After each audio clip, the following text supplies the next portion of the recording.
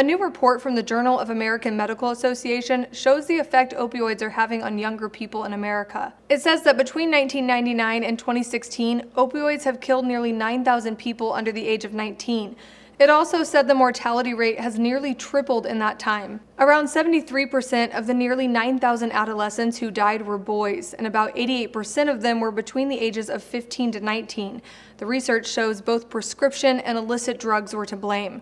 Researchers say the problem will most likely get worse unless legislators, public health officials, clinicians, and parents take a wider view of the opioid crisis and implement protective measures. An earlier report in the journal Pediatrics showed opioid-related hospitalizations requiring intensive care for children doubled between 2004 and 2015. And the Centers for Disease Control and Prevention released data that found opioids were responsible for more than 2/3 of the drug overdose deaths in 2017, and that overdoses have contributed to the decrease in American life expectancy.